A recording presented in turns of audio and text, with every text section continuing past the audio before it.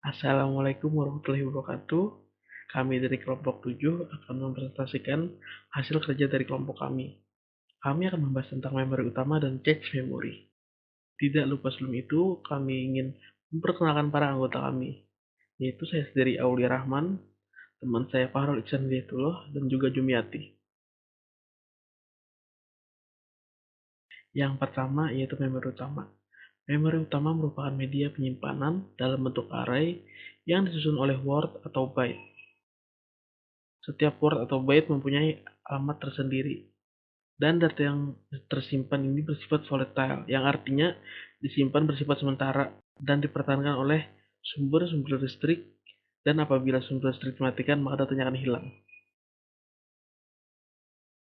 Cara kerja memori utama. Memori utama ini merupakan media penyimpanan yang berhubungan langsung atau berkaitan dengan CPU dan perangkat input-output per sebuah komputer. Seperti pada gambar di samping, yang menunjukkan antarmuka khas antara memori utama dan CPU. Dua register CPU digunakan untuk menghubungkan CPU ke memori utama. Ini adalah Memory Address Register yang sering disingkat MAR dan MDR yang merupakan singkatan dari Memory Data Register. MDR ini digunakan untuk menyimpan data yang disimpan dan diambil kembali dari memori lokasi yang beralamat di MAR.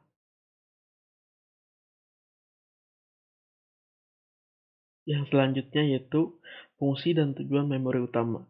Memori utama atau yang disebut juga RAM merupakan tempat tersimpannya data dan program yang akan dijalankan oleh CPU saat komputer bekerja, termasuk sistem operasi. Besarnya memori berfungsi menentukan kompleksitas operasi yang bisa dilakukan oleh suatu komputer. Tanpa memori utama yang besar, maka komputer hanya bisa melakukan perhitungan sederhana karena besar input yang bisa dilakukan di proses kecil.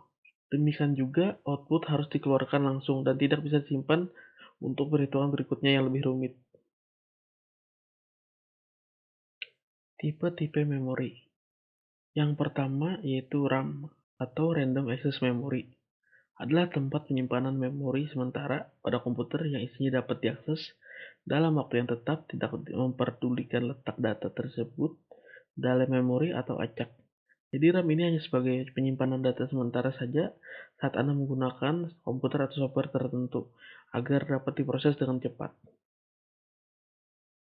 ROM atau Read Only Memory yang merupakan perangkat atau proses yang terdapat di dalam CPU suatu komputer atau sebuah perangkat keras pada personal komputer yang bentuknya berupa chip memori semikonduktor yang isinya hanya bisa dibaca. Data yang disimpan pada memori ini tidak mudah menguap atau hilang meskipun aliran listrik dimatikan. Yang selanjutnya, SRAM atau Static Random Access Memory adalah jenis RAM yang merupakan sejenis memori semikonduktor yang tidak menggunakan kapasitor.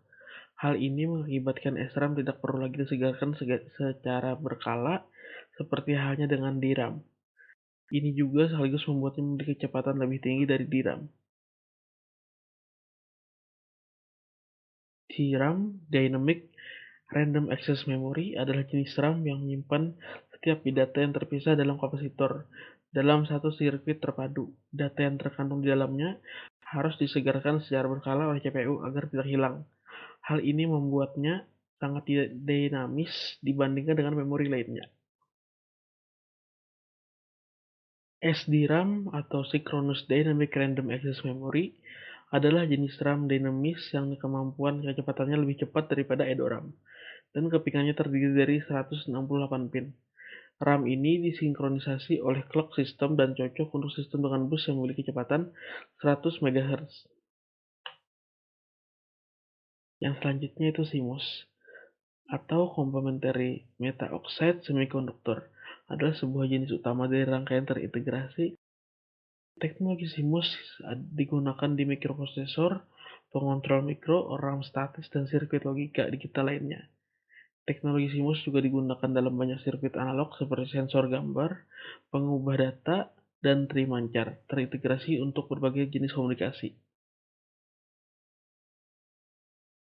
Yang terakhir yaitu DIMM atau Dual Inline Memory Module adalah sebuah rangkaian chip random access memory yang dipasang pada papan sirkuit kecil. Seluruh rangkaian secara kolektif membentuk modul memori. DIMM biasanya dipakai di komputer pribadi, server, dan stasiun kerja kelas atas. DIMM melaksanakan kontak fisik dengan bus data komputer melalui gigi, ibarat konektor yang masuk ke soket pada motherboard. Selanjutnya, cache memory. Cache memory adalah memori yang berukuran lebih kecil dan bersifat temporary atau sementara. Cache memory juga disebut memori CPU, yaitu Static Random Access Memory, berkecepatan tinggi yang dapat diakses oleh mikroprosesor komputer lebih cepat daripada Random Access Memory atau memori utama. Memori ini biasanya terintegrasi langsung ke dalam CPU atau ditempatkan pada chip terpisah yang memiliki interkoneksi bus yang terpisah dengan CPU. Cache memory ini ditempatkan di antara CPU dan memori utama sistem komputer. Ketersediaan data dalam cache dikenal sebagai cache hit. Memori cache diukur berdasarkan jumlah cache yang ditemukan. Nah, selanjutnya cache memory terbagi menjadi dua, yaitu cache utama dan cache sekunder.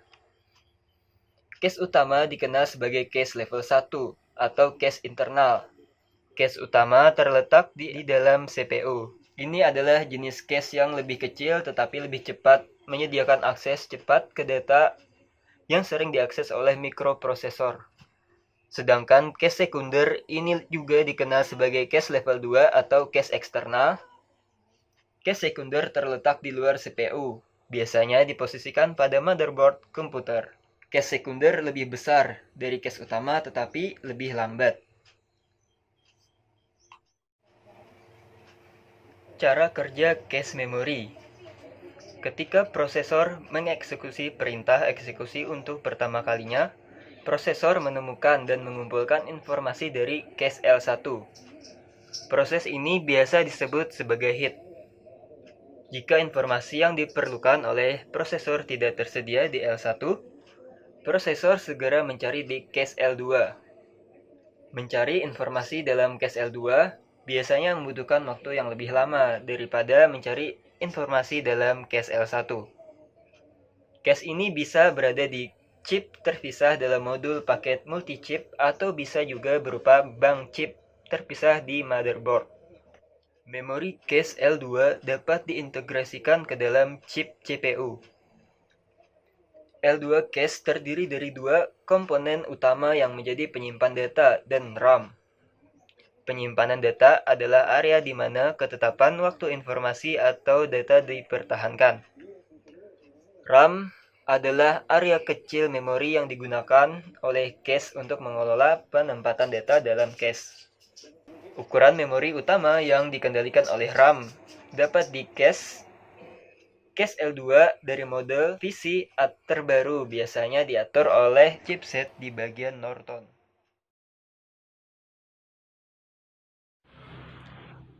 Saya Jumiati, di sini saya akan menjelaskan tentang fungsi dan tujuan cache memory. Cache memory tujuannya digunakan untuk mempercepat akses data pada komputer karena cache memory ini menyimpan data atau informasi yang telah diakses oleh buffer dan membuat pekerjaan prosesor lebih mudah. Nah, di sini disimpulkan bahwa fungsi memory cache adalah sebagai berikut. Yang pertama, mempercepat akses ke data komputer. Yang kedua, memfasilitasi kerja prosesor. Yang ketiga, menjembatani perbedaan kecepatan antara CPU dan memori utama. Keempat, mempercepat kinerja penyimpanan. Nah, itu adalah fungsi dan tujuan dari cache memory. Kemudian ada pula tipe-tipe cache memory. Di sini kami mengetahui ada dua tipe dari cache memory. Nah, yang pertama ada memory cache. Memory cache sering disebut sebagai cache RAM. Ini adalah bagian dari memori yang dibuat dengan RAM statis kecepatan tinggi. Jenis chats ini lebih efektif karena hampir semua program dapat berulang kali mengakses data atau perintah yang sama. Ini berarti bahwa semakin banyak informasi yang disimpan di dalam, semakin sering komputer menggunakan chats ini daripada menggunakan RAM yang relatif lebih lambat. Chats memory ini memiliki 3 level, yaitu L1 chats, L2 chats, atau L3 chats. Nah, yang L1 chats ini adalah nama untuk chats internal. Itu berada di area antara CPU dan RAM. Chats ini memiliki kecepatan akses maksimum. Ukuran memori berkisar dari 8 KB, 64 KB, sehingga sampai 128 KB. Sedangkan L2 adalah chats internal dengan kapasitas lebih besar dari 256 KB hingga 2 MB. Dalam hal kecepatan L2 lebih lambat dari kecepatan L1. Jadi L2 ini lebih lambat dibandingkan L1 tadi. Nah, terakhir L3 biasanya digunakan dalam model komputer baru yang memiliki lebih dari satu prosesor, misalnya dual core atau quad core. L3 bertindak sebagai pengontrol data yang diakses oleh chats L2 dan oleh masing-masing inti prosesor. Jadi L3 ini memiliki lebih dari satu prosesor. Nah, struktur sistem chats memory. Struktur sistem memori utama terdiri dari maksimal 2N beralamat word dengan setiap kata memiliki alamat in sampai bit. Kemudian untuk keperluan pemetaannya, memori ini dapat terdiri dari sejumlah blok yang memiliki panjang kata K untuk setiap blok. Oleh karena itu, ada blok M sama dengan 2N per K. Kemudian struktur sistem chatsnya terdiri dari baris C, masing-masing berisi kata K, dan jumlah baris jauh lebih sedikit daripada jumlah blok memori utama C.